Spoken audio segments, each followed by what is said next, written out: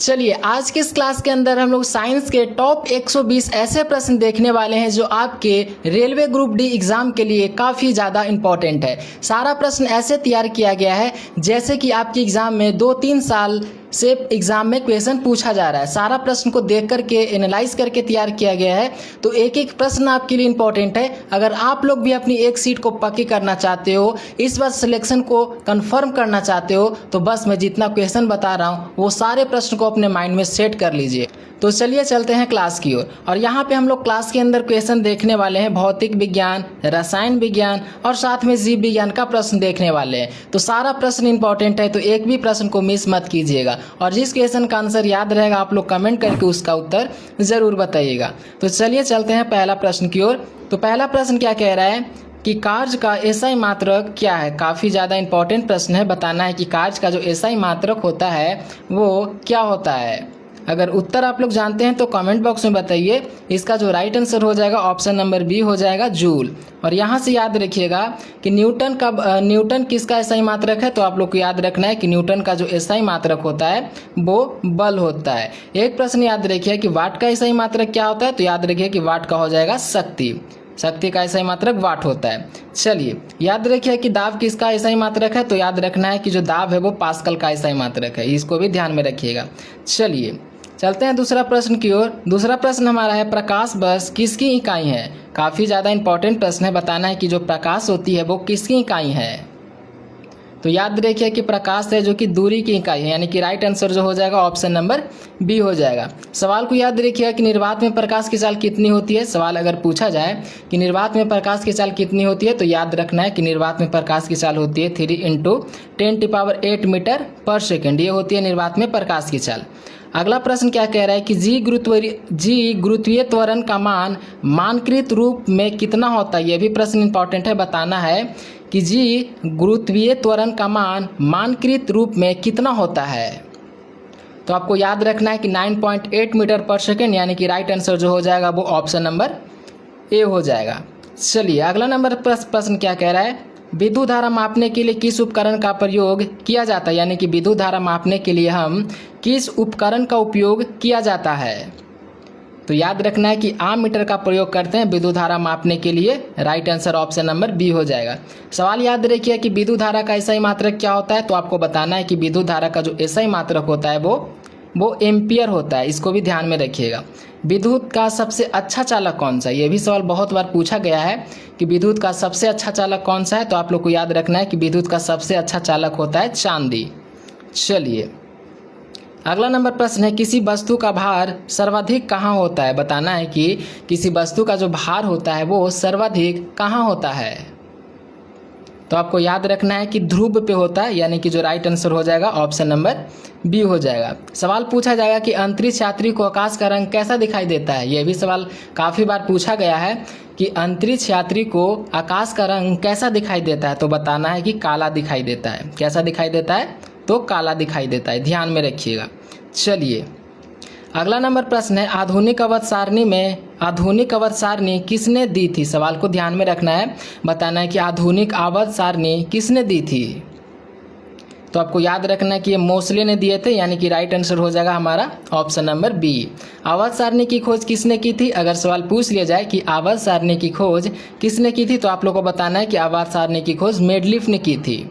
चलिए अगला नंबर प्रश्न है प्रतिरोध का एसआई मात्रक क्या है। सवाल सीधे एग्जाम में पूछा जा सकता है कि प्रतिरोध का जो एसआई मात्रक होता है वो क्या होता है। तो याद रखना है कि प्रतिरोध का एसआई मात्रक ओम होता है, यानी कि right answer option number B हो जाएगा।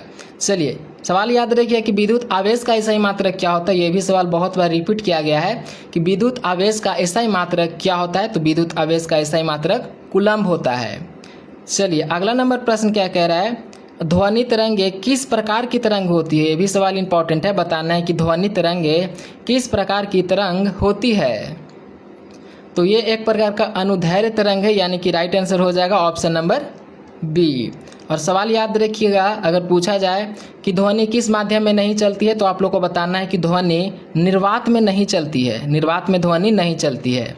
चलिए 9वां नंबर प्रश्न है निकट दृष्टि को निवारण के लिए किस लेंस का उपयोग किया जाता है? मोस्ट इंपॉर्टेंट प्रश्न है। सवाल पूछ रहा है कि निकट दृष्टि को ठीक करने के लिए किस लेंस का प्रयोग करते हैं?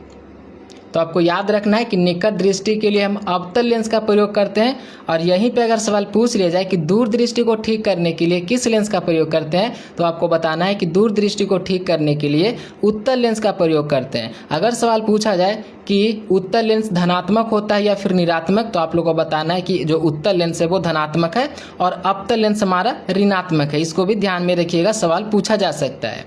चलिए अगला नंबर प्रश्न है, गति के नियम किसने प्रतिपादित किया था? यह भी सवाल इंपॉर्टेंट है। बताना है कि गति का जो नियम है वो किसने प्रतिपादित किए थे? तो आपको याद रखना है कि ये सर आइजैक न्यूटन ने किए थे, यानी कि राइट आंसर हो जाएगा ऑप्शन नंबर बी। यहाँ पे याद रखिएगा कि जे थॉमसन ने किस चीज़ का खोज किया था? तो आपको याद रखना है कि जे थॉमसन ने इलेक्ट्रॉन का खोज किए थे। जे थॉमसन ने किस चीज़ का खोज किए थे? तो इलेक्ट्रॉन का खोज किए थे। अगला नंबर प्रश्न है, सूरज की रोशनी पृथ्वी तक पहुंचने में लगभग कितना समय लगता है? सवाल पूछ रहा है कि जो सूरज का रोशनी होता है वो पृथ्वी तक पहुंचने में कितना समय लगता है? तो आपको याद रखना है कि लगभग 8 मिनट 20 सेकंड का समय लगता है, यानी कि जो इसका राइट आंसर हो जाएगा वो ऑप्शन नंबर ए हो जाएगा।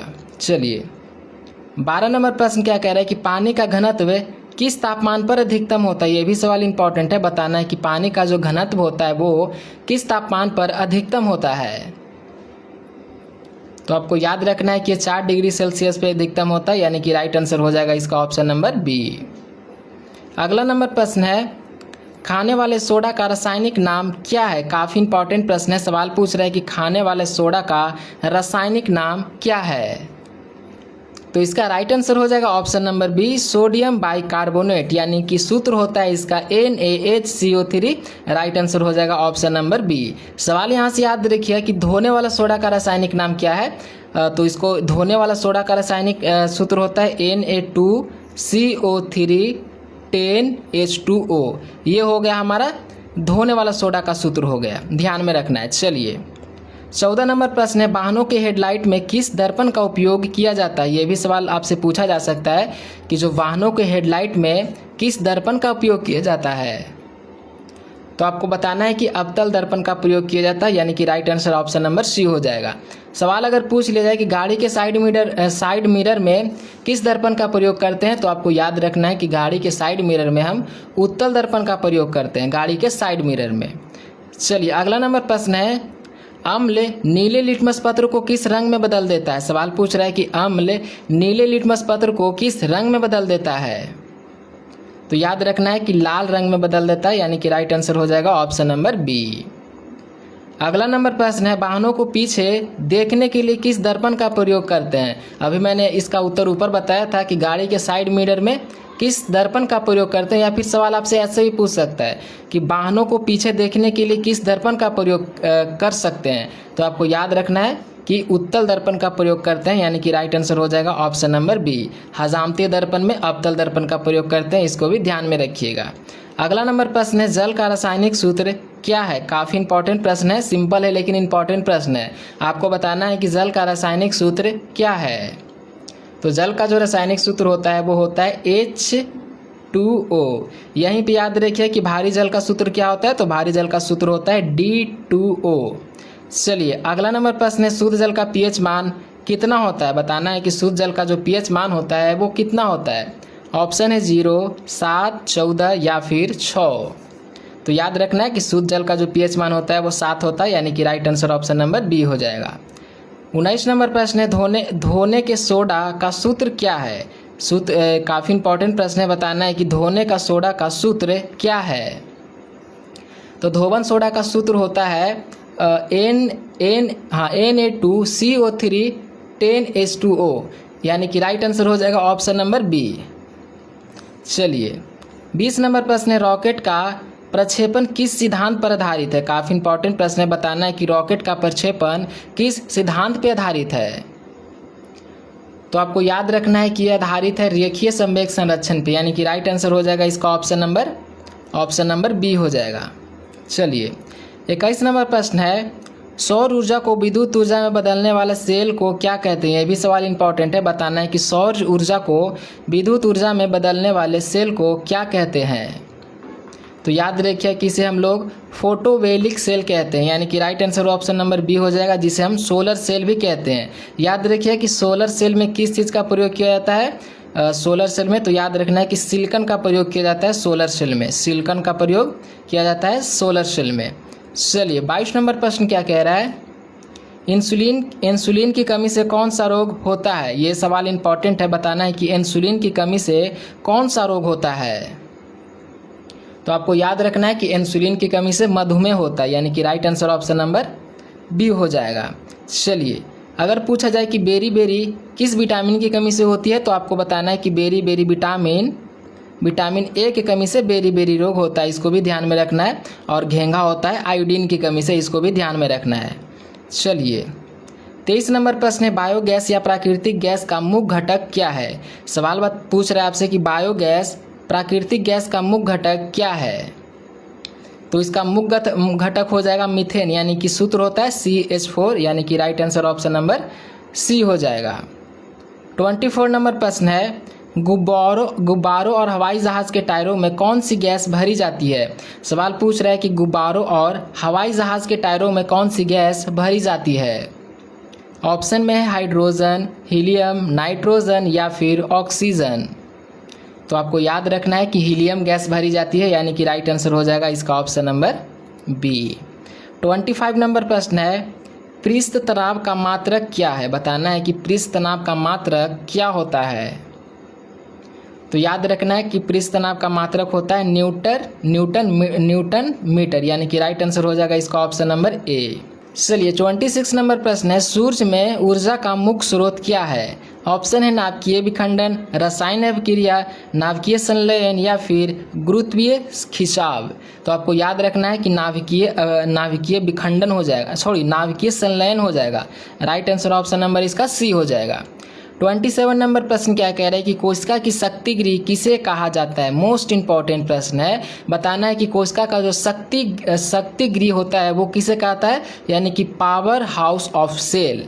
तो आपको याद रखना है कि कोशिका का जो शक्ति गृह होता है उसे हम माइक्रोकॉन्ड्रिया को कहते हैं, mitochondria. Right answer option number C हो जाएगा।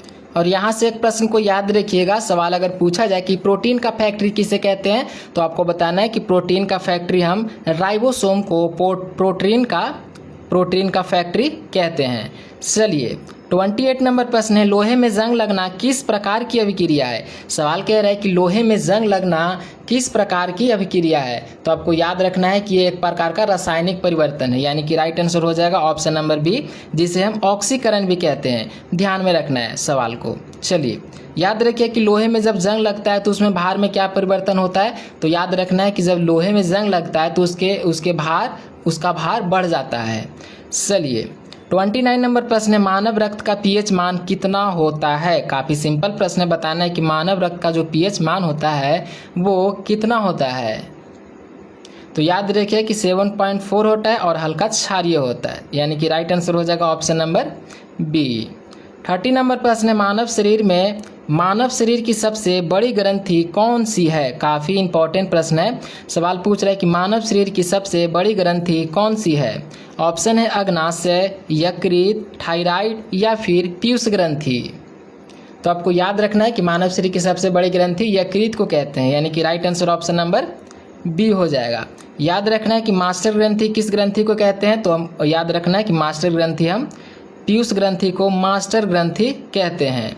31 नंबर प्रश्न है, विटामिन सी का रासायनिक नाम क्या है? बताना है कि विटामिन सी का जो रासायनिक नाम है वो क्या होता है? तो आपको याद रखना है कि विटामिन सी का रासायनिक नाम एस्कॉर्बिक एसिड होता है। Right answer option number B हो जाएगा। याद रखिएगा कि विटामिन सी की कमी से क्या होता है? तो आपको याद रखना है कि विटामिन सी की कमी से अस्कर्बी होता है। अस्कर्बी किसकी कमी से होता है? तो विटामिन सी की कमी से होता है। 32 नंबर प्रश्न है, प्लास्टर ऑफ पेरिस का रासायनिक सूत्र क्या है? बताना है कि प्लास्टर ऑफ पेरिस का रासायनिक सूत्र क्या है? तो आपको याद रखना है कि CaSO4 हाफ H2O होता है, यानी कि राइट आंसर जो हो जाएगा ऑप्शन नंबर बी हो जाएगा। याद रखना है, right answer option number B हो जाएगा। 33 नंबर प्रश्न है, पौधों में जल का संवहन किसके द्वारा होता है? बताना है कि पौधे में जो जल का संवहन होता है वो किसके द्वारा होता है।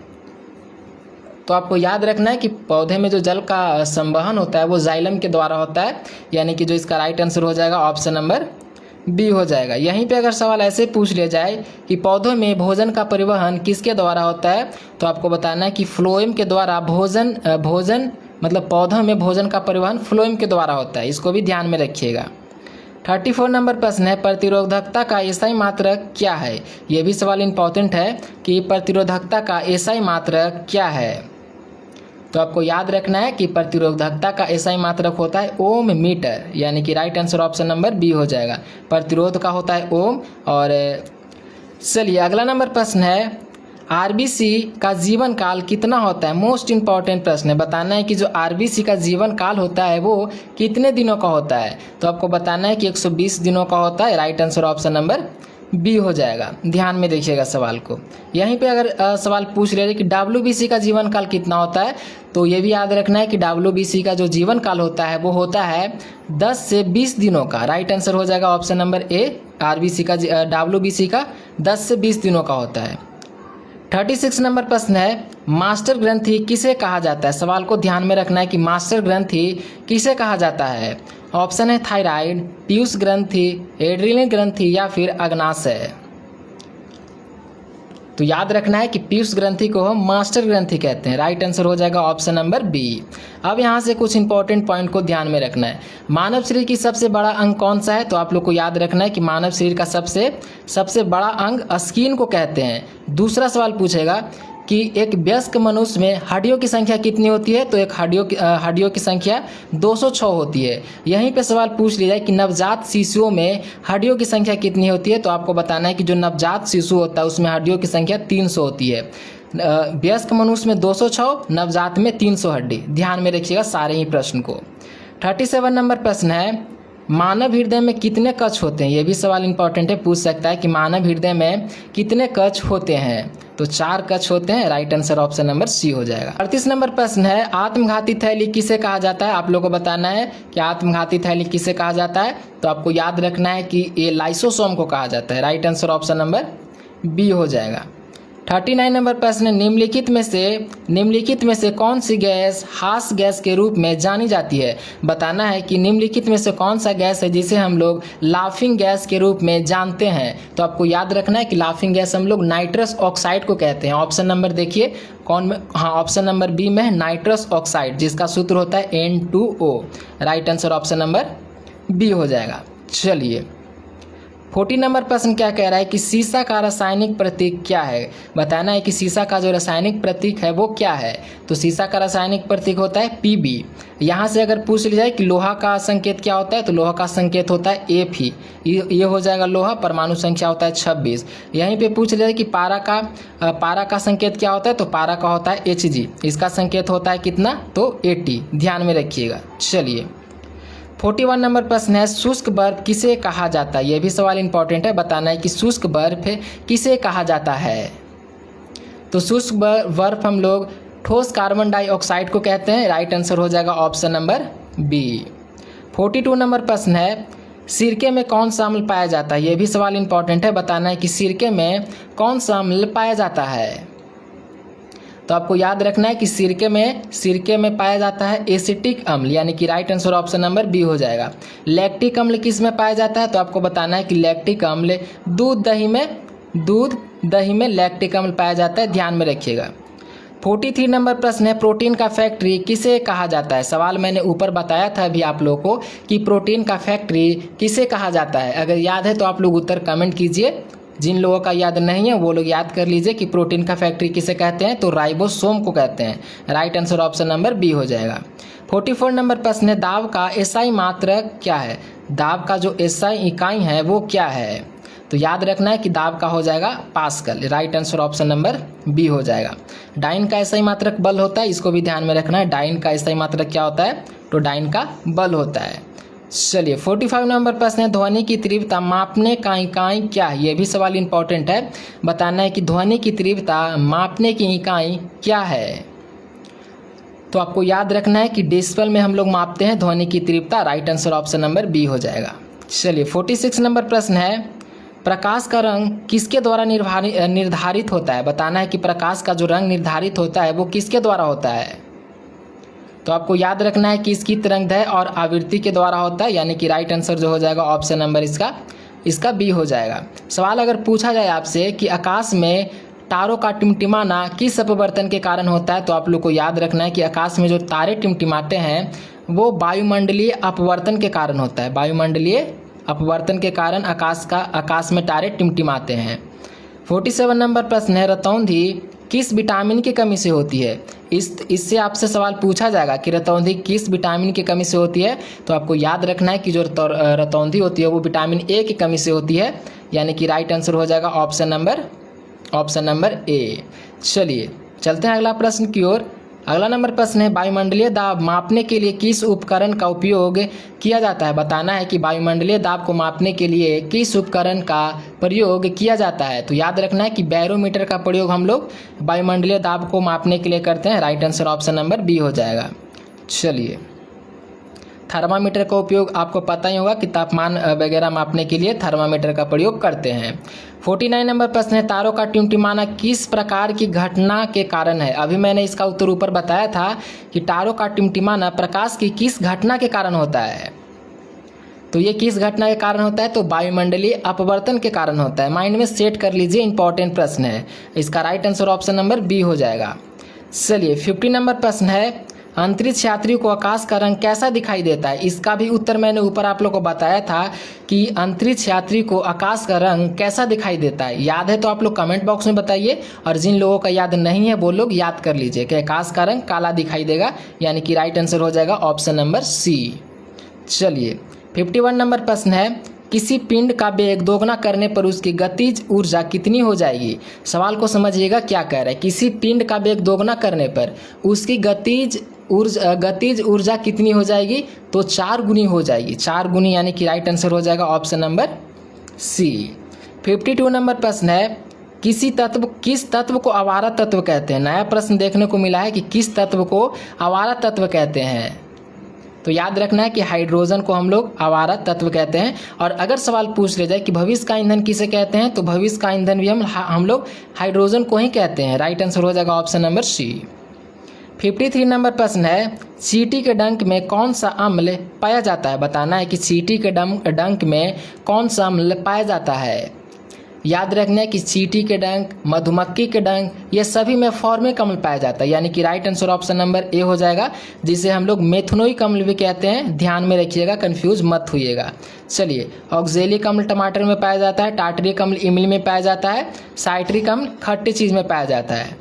चलिए 54 नंबर प्रश्न क्या कह रहा है कि दाढ़ी बनाने के लिए किस दर्पण का उपयोग किया जाता है? ये भी सवाल ऊपर बताया था, अगर याद है तो कमेंट में बताइए कि दाढ़ी बनाने के लिए किस दर्पण का प्रयोग किया जाता है। और सवाल ऐसे भी पूछ लिया जाएगा कि हजामती दर्पण में कौन सा दर्पण का प्रयोग करते हैं, या फिर दाढ़ी बनाने के लिए कौन सा दर्पण? तो ये अवतल दर्पण। राइट आंसर हो जाएगा इसका ऑप्शन नंबर बी। 55 नंबर प्रश्न है, पीतल किन धातुओं का मिश्रण है? यानी कि पीतल जो बना होता है वो 2 धातुओं का मिश्रण से बना होता है। तो बताना है कि पीतल किन किन धातुओं से मिलकर बना होता है। तो ये तांबा और जस्ता से मिलकर बना होता है, तांबा और जस्ता से, Cu+Zn, यानी कि राइट आंसर हो जाएगा ऑप्शन नंबर ए। 56 नंबर प्रश्न है, शुद्ध सोना कितने कैरेट का होता है? ये तो सिंपल प्रश्न है। बताना है कि शुद्ध सोना जो होता है वो कितने कैरेट का होता है? तो ये 24 कैरेट का होता है। Right answer option number B हो जाएगा। सवाल एक ऐसे पूछा जाता है कि आभूषण बनाने के लिए कितने कैरेट सोना का उपयोग करते हैं? तो याद रखना है कि 22 कैरेट प्लस 18 कैरेट सोना का प्रयोग करते हैं आभूषण वगैरह बनाने के लिए। चलिए 57 नंबर प्रश्न है, दूरदृष्टि को ठीक करने के लिए किस लेंस का प्रयोग करते हैं? सवाल पूछ रहा है कि दूरदृष्टि को ठीक करने के लिए किस लेंस का प्रयोग करते हैं। ऑप्शन है अवतल लेंस, उत्तल लेंस, बेलनाकार लेंस या फिर समतल लेंस। क्वेश्चन इंपॉर्टेंट है, ध्यान में रखना है। तो उत्तल लेंस का प्रयोग करते हैं दूरदृष्टि को ठीक करने के लिए। Right answer option number B हो जाएगा। 58 नंबर प्रश्न है, कमरे के तापमान पर तरल अवस्था में रहने वाली एकमात्र अधातु कौन सी है? सवाल को समझिए क्या कह रहा है कि कमरे के तापमान पर तरल अवस्था में रहने वाली एकमात्र धातु कौन सी है? तो आपको याद रखना है कि इसका राइट आंसर हो जाएगा bromine. Right answer option number B हो जाएगा। यहीं पे अगर पूछ लिया कि कमरे के तापमान पर तरल अवस्था में रहने वाली एकमात्र धातु, यहाँ पे नहीं अधातु अगर पूछ लिया जाए कि धातु, यहाँ पे धातु पूछ ले जाए कि धातु कौन सी है, तो धातु हो जाएगा पारा, और अधातु का बात करेगा तो हो जाएगा ब्रोमीन। ध्यान में रखिएगा। चलिए अब हमारा अगला नंबर प्रश्न है, स्कर्वी रोग किस विटामिन की कमी से होता है? बताना है कि स्कर्वी जो रोग होता है वो कौन सी विटामिन की कमी से होता है? तो ये विटामिन सी की कमी से होता है। राइट आंसर हो जाएगा इसका ऑप्शन नंबर सी। 60 नंबर प्रश्न है, विटामिन डी की कमी से बच्चों में कौन सा रोग होता है? सवाल पूछ रहा है कि विटामिन डी की कमी से बच्चों में कौन सा रोग होता है। काफ़ी इंपॉर्टेंट प्रश्न है। तो आपको बताना है कि ये रिक्टस रोग होता है। राइट आंसर हो जाएगा इसका ऑप्शन नंबर ए। और ये रोग हड्डियों को प्रभावित करता है, ये भी ध्यान में रखिएगा। चलिए 61 नंबर प्रश्न है, लोहे पर जस्ते की परत चढ़ाने की प्रक्रिया को क्या कहते हैं? सवाल आपसे पूछ रहा है कि लोहे पे जस्ते की परत चढ़ाने की प्रक्रिया को क्या कहते हैं? तो आपको याद रखना है कि इस प्रक्रिया को हम लोग गैल्वेनीकरण कहते हैं, यानी कि राइट आंसर हो जाएगा इसका ऑप्शन नंबर बी। चलिए 62 नंबर प्रश्न है, पौधों में भोजन का संवहन कौन करता है? सवाल पूछ रहा है कि पौधों में भोजन का संवहन कौन करता है? तो याद रखिए कि फ्लोएम के द्वारा भोजन का संवहन होता है और जल का प्रवहन जाइलम के द्वारा होता है। राइट आंसर हो जाएगा ऑप्शन नंबर बी। 63 नंबर प्रश्न है, मनुष्य के शरीर में कुल कितनी हड्डियां होती है? मोस्ट इंपॉर्टेंट प्रश्न है। बताना है कि मनुष्य के शरीर में कितनी हड्डियां होती हैं? तो 206 होती है। और जो नवजात शिशु होता है, यानी कि जो छोटा बच्चा होता है, उसमें हड्डियों की संख्या टोटल 300 होती है। इसको भी ध्यान में रखिएगा। 64 नंबर प्रश्न है, पेनिसिलिन की खोज किसने की थी? काफ़ी इंपॉर्टेंट प्रश्न है। बताना है आप लोगों को कि पेनिसिलिन की खोज किसने की थी? तो इसकी खोज की थी अलेक्जेंडर फ्लेमिंग ने, यानी कि राइट आंसर हो जाएगा option number B. Louis Pasteur ने किस चीज़ की खोज की थी? तो आप लोग को बताना है कि लुई पास्चर ने रेबीज की टीके की खोज किसने की थी? तो ये लुई पास्चर ने की थी। 65 नंबर प्रश्न है, रक्त समूह की खोज किसने की थी? बताना है कि रक्त समूह की खोज किसने की थी? तो ये किए थे कार्ल लैंडस्टीनर, यानी कि राइट आंसर हो जाएगा ऑप्शन नंबर ए। 66 नंबर प्रश्न है, मानव शरीर में जल का पुनः अवशोषण मुक्त किस अंग में होता है? बताना है कि मानव शरीर में जो जल का पुनः अवशोषण मुक्त किस अंग में होता है? तो ये होता है, हाँ, ये बड़ी आंत में होता है। इसका राइट आंसर हो जाएगा ऑप्शन नंबर सी।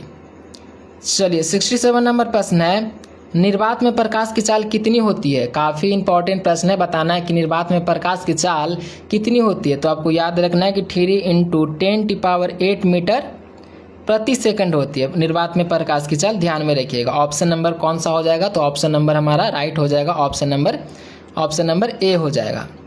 68 नंबर प्रश्न है, प्रकाश संश्लेषण के दौरान पौधों द्वारा कौन सी गैस छोड़ी जाती है?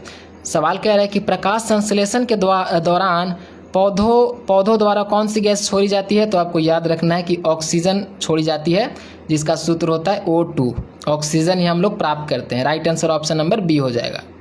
69 नंबर प्रश्न है, दाब बढ़ाने पर जल की क्वथनांक क्या होता है? सवाल कह रहा है कि दाब बढ़ाने पर जल के क्वथनांक क्या होता है? तो ये बढ़ता है। राइट आंसर हो जाएगा ऑप्शन नंबर बी। 70 नंबर प्रश्न है, मानव शरीर का समान तापमान कितना होता है? सवाल पूछ रहा है कि मानव शरीर का जो समान तापमान होता है वो कितना होता है? तो इसका right answer option number A हो जाएगा। यहाँ पे सेल्सियस में 37 डिग्री और फ़ारेनहाइट में 98.6 Fahrenheit. Right answer option number A हो जाएगा। 71 नंबर प्रश्न है, इंसुलिन का स्राव किस अंग द्वारा होता है? तो यहाँ तक अगर आप लोग ने वीडियो को देख लिया है तो प्लीज़, अभी तक क्लास को लाइक नहीं किया तो प्लीज़ आप लोग क्लास को लाइक कर दीजिए। चैनल को सब्सक्राइब अभी तक आप लोगों ने नहीं किया है तो प्लीज़ चैनल को सब्सक्राइब कर लीजिए। इसका राइट आंसर हो जाएगा अग्नाशय। इसका right answer option number B हो जाएगा। 72 नंबर प्रश्न है, हीमोग्लोबिन में कौन सा धातु पाया जाता है? यह भी सवाल इंपॉर्टेंट है, ध्यान में रखना है कि हीमोग्लोबिन में कौन सा धातु पाया जाता है? तो याद रखना है कि इसमें लोहा पाया जाता है। राइट आंसर हो जाएगा ऑप्शन नंबर बी।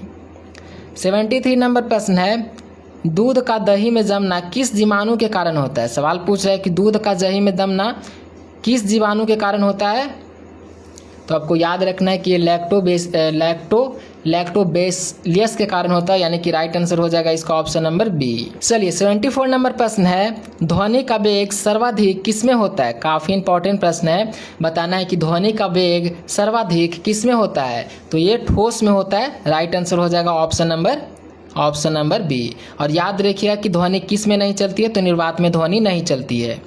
75 नंबर प्रश्न है, विद्युत फ्यूज तार में क्या इस्तेमाल होना चाहिए? सवाल पूछ रहा है कि विद्युत फ्यूज में तार में क्या इस्तेमाल होना चाहिए। याद रखिए कि विद्युत फ्यूज किस किस चीज़ का मिलकर बना होता है? तो शीशा और टीन का बना होता है विद्युत का फ्यूज, इसको भी ध्यान में रखिएगा। और इसका जो राइट आंसर हो जाएगा वो उच्च प्रतिरोध और निम्न गलनांक हो जाएगा, यानी कि प्रतिरोध उच्च होना चाहिए और गलनांक निम्न होना चाहिए, यानी कि right answer option number B हो जाएगा।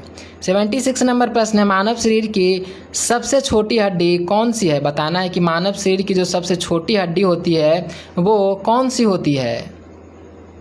तो ये स्टेप्स हो जाएगी जो कि कान की हड्डी में कान में पाया जाता है, right answer option number B हो जाएगी।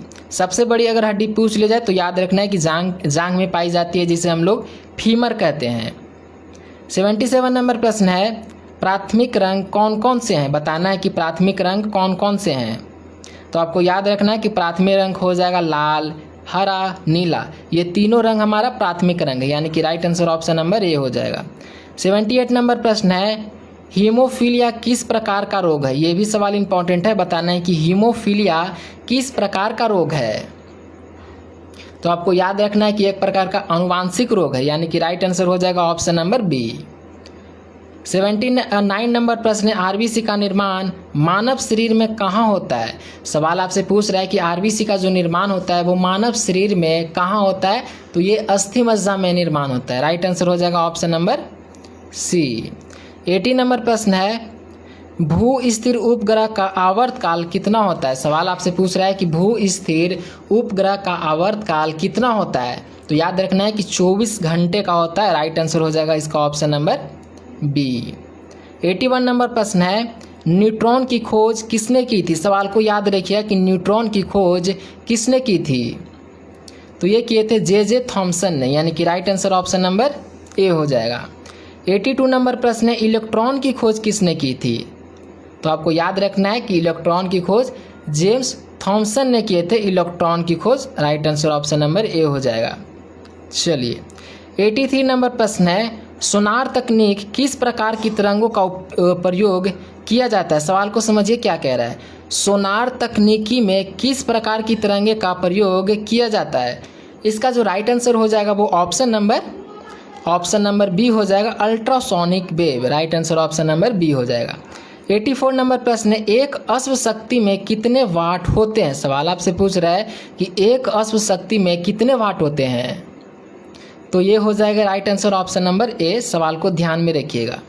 85 नंबर प्रश्न है, आममीटर का प्रयोग किसके मापने के लिए किया जाता है? सवाल आपसे पूछ रहा है कि आममीटर का जो प्रयोग होता है वो किसके मापने के लिए किया जाता है? तो आपको याद रखना है कि ये उड़ते हुए विमान की ऊंचाई मापने के लिए किया जाता है आममीटर का प्रयोग, यानी कि right answer option number A हो जाएगा। चलिए 86 नंबर प्रश्न है, डायनेमो परिवर्तित करता है। बताना है कि डायनेमो जो होता है वो किस चीज़ से किस चीज़ में परिवर्तित करता है? तो आपको याद रखना है कि डायनेमो यांत्रिक ऊर्जा को विद्युत ऊर्जा में परिवर्तित करता है। डायनेमो का मतलब कि जनरेटर का बात कर रहा है, तो आप लोगों ने देखा होगा कि यांत्रिक ऊर्जा को विद्युत ऊर्जा में परिवर्तित करता है, राइट आंसर हो जाएगा ऑप्शन नंबर बी। चलिए, और विद्युत ऊर्जा को यांत्रिक ऊर्जा में कौन बदलता है? तो ये विद्युत मोटर करता है, इसको भी ध्यान में रखना है। विद्युत मोटर होता है जो विद्युत ऊर्जा को यांत्रिक ऊर्जा में बदलता है। 87 नंबर प्रश्न है, ट्रांसफार्मर किस सिद्धांत पर कार्य करता है? सवाल इंपॉर्टेंट है, बताना है कि जो ट्रांसफार्मर होता है वो किस सिद्धांत पे कार्य करता है? तो ये कार्य करता है अन्योन्य प्रेरण पे, यानी कि right answer option number B हो जाएगा। 88 नंबर प्रश्न है, सूर्य में सबसे प्रचुर मात्रा में पाए जाने वाला तत्व कौन सा है? बताना है कि सूर्य में सबसे प्रचुर मात्रा में पाए जाने वाला तत्व कौन सा है? तो याद रखना है कि हाइड्रोजन सबसे ज़्यादा पाया जाता है, right answer option number A हो जाएगा। चलिए 89 नंबर प्रश्न है, विद्युत बल्ब का फिलामेंट किस धातु का बना होता है? ये भी सवाल इंपॉर्टेंट है, बताना है कि जो विद्युत बल्ब का फिलामेंट होता है वो कौन से धातु का बना होता है? तो याद रखना है कि टंगस्टन का बना होता है, राइट आंसर हो जाएगा ऑप्शन नंबर बी। याद रखना है कि विद्युत हीटर में किस तार का प्रयोग करते हैं, तो विद्युत हीटर में हम नाइक्रोम तार का प्रयोग करते हैं। और याद रखना है कि एल्युमिनियम का प्रमुख अयस्क क्या होता है, तो एल्युमिनियम का प्रमुख अयस्क बॉक्साइड होता है, इसको भी ध्यान में रखिएगा। चलिए 90 नंबर प्रश्न है, हीटर का कॉइल किस धातु का बना होता है। अभी मैंने ऊपर इसका उत्तर बताया था कि विद्युत हीटर का जो कॉइल बना होता है वो नाइक्रोम का बना होता है, यानी कि राइट आंसर हो जाएगा इसका ऑप्शन नंबर बी। लोहे का प्रमुख अयस्क क्या होता है, तो लोहे का प्रमुख अयस्क हेमेटाइट होता है। हाँ, हेमेटाइट होता है लोहे का प्रमुख अयस्क, याद रखिएगा। 91 नंबर प्रश्न है, कास्टिंग सोडा का रासायनिक नाम क्या है। सवाल को ध्यान में रखना है कि जो कास्टिंग सोडा का रासायनिक नाम होता है वो क्या होता है, तो सोडियम हाइड्रोक्लोराइड होता है। सोडियम हाइड्रोक्लोराइड, यानी कि ऑप्शन नंबर बी में है सोडियम हाइड्रोक्लोराइड, जिसका सूत्र होता है NaOH। Right answer option number B हो जाएगा।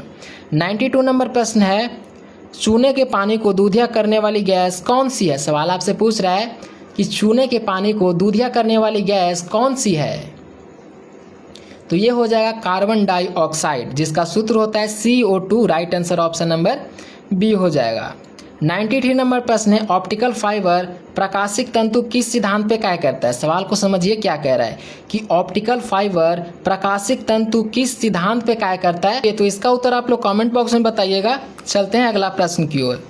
94 नंबर प्रश्न है, मानव शरीर का सबसे बड़ा भाग कौन सा है। ये भी सवाल इंपॉर्टेंट है, बताना है कि मानव शरीर का सबसे बड़ा भाग कौन सा है। तो आपको याद रखना है कि मानव शरीर का जो सबसे बड़ा भाग है वो सेरिब्रम होता है, यानी कि राइट आंसर हो जाएगा इसका ऑप्शन नंबर बी।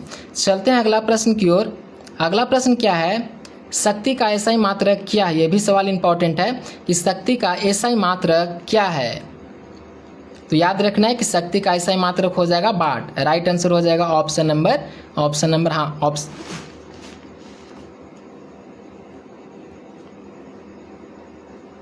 इसका राइट आंसर हो जाएगा ऑप्शन नंबर सी, शक्ति का एसआई मात्रक वाट होता है।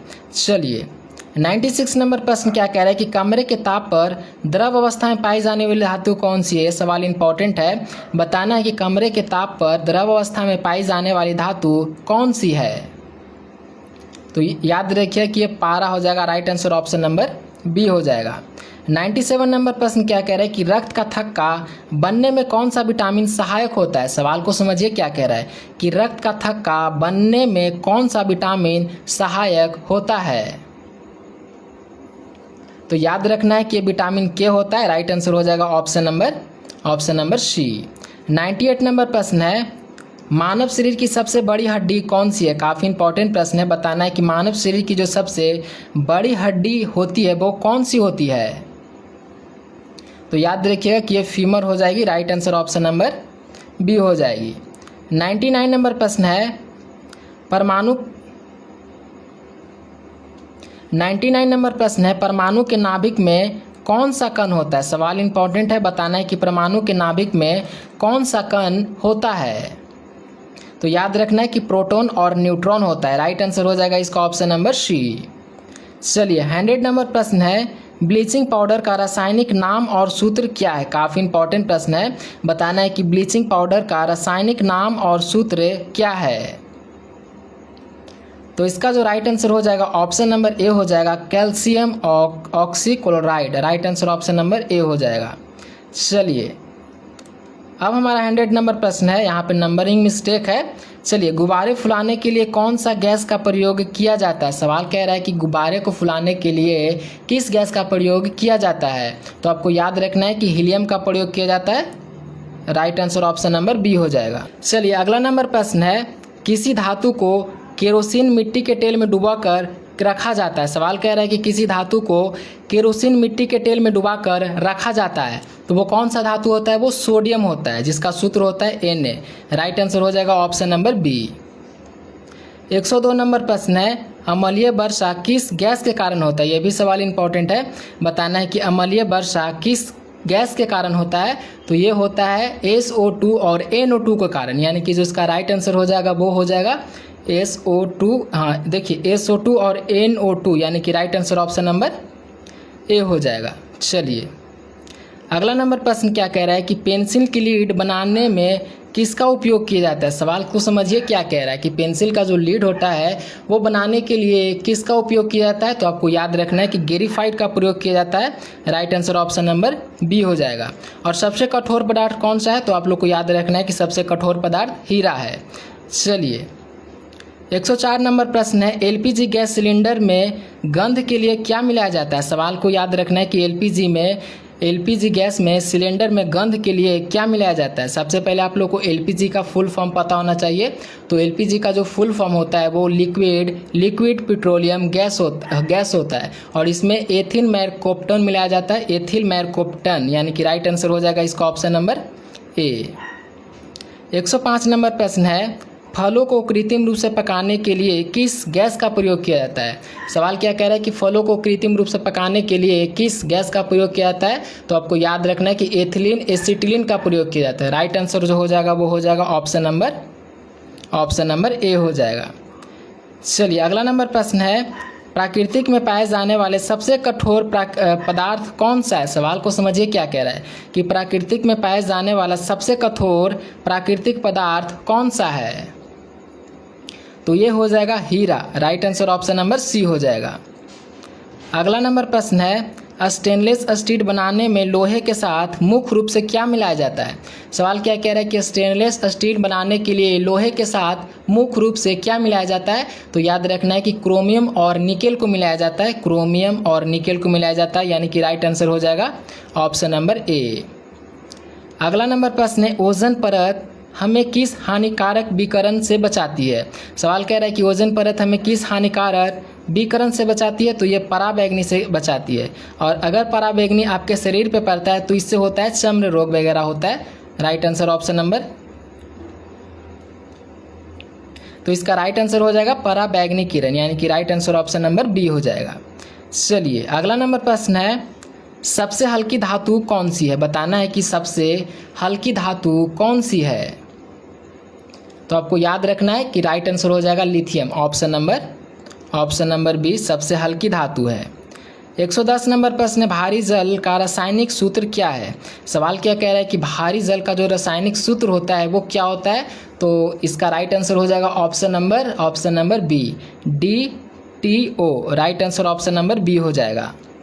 111 नंबर प्रश्न है, सबसे भारी धातु कौन सी है? सवाल कह रहा है कि सबसे भारी धातु कौन सी है? तो ये हो जाएगा ओस्मियम यानी कि राइट आंसर हो जाएगा ऑप्शन नंबर ए। 112 नंबर प्रश्न है, बायोगैस संयंत्र में मुख्यतः कौन सी गैस उत्पन्न होती है? सवाल क्या कह रहा है कि बायोगैस संयंत्र में मुख्यतः कौन सी गैस उत्पन्न होती है? तो याद रखना है कि राइट आंसर हो जाएगा option number B methane. 113 number प्रश्न है, फोटोग्राफी में किस रसायन का प्रयोग किया जाता है? ये भी सवाल इंपॉर्टेंट है। बताना है कि फोटोग्राफी में किस रसायन का प्रयोग किया जाता है? तो इसका right answer option number A हो जाएगा सिल्वर ब्रोमाइड। सवाल को ध्यान में रखिएगा। चलिए 114 नंबर प्रश्न है, गोबर गैस का मुख्य घटक क्या है? बताना है कि गोबर गैस का मुख्य घटक क्या है? तो ये हो जाएगा methane. Right answer option number A हो जाएगा। 115 नंबर प्रश्न है, साधारण नमक का रासायनिक नाम क्या है? बताना है कि साधारण नमक का जो रासायनिक नाम होता है वो क्या होता है? तो ये होता है सोडियम क्लोराइड जिसका सूत्र होता है NaCl। राइट आंसर हो जाएगा ऑप्शन नंबर बी। 116 नंबर प्रश्न है, उदासीन विलयन का pH मान कितना होता है? बताना है कि जो उदासीन विलयन का pH मान होता है वो कितना होता है? तो ये 7 होता है। राइट आंसर हो जाएगा ऑप्शन नंबर बी। चलिए अगला नंबर प्रश्न है, विद्युत का सबसे अच्छा चालक कौन सा तत्व है? सवाल क्या कह रहा है कि विद्युत का सबसे अच्छा चालक कौन सा है? तो ये हो जाएगा चांदी यानी कि right answer option number C हो जाएगा। 118 नंबर प्रश्न है, सल्फ्यूरिक अम्ल का सूत्र क्या है? सवाल कह रहा है कि सल्फ्यूरिक अम्ल का जो सूत्र होता है वो क्या होता है? तो याद रखना है कि H2SO4 होता है सल्फ्यूरिक अम्ल का सूत्र। Right answer option number C हो जाएगा। चलिए अगला नंबर प्रश्न है, जंग लगने पर लोहे के भार में क्या परिवर्तन आता है? तो लोहे का भार में परिवर्तन होता है यानी कि बढ़ जाता है। राइट आंसर हो जाएगा ऑप्शन नंबर बी। 120 नंबर प्रश्न है, घेंघा रोग किसकी कमी के कारण होता है? ये भी सवाल इंपॉर्टेंट है। बताना है कि जो घेंघा रोग होता है वो किसके कारण होता है? तो ये आयोडीन के कारण होता है। राइट आंसर हो जाएगा ऑप्शन नंबर बी। चलिए तो हम लोगों ने सारे ही प्रश्न को देख लिए, जितने भी इम्पोर्टेंट प्रश्न बन रहे थे। उम्मीद है कि ये सारे प्रश्न आपके एग्जाम में पूछा जाएंगे। तो क्लास अभी तक आप लोगों ने लाइक नहीं किया तो क्लास को लाइक करके चैनल को सब्सक्राइब कर लीजिए।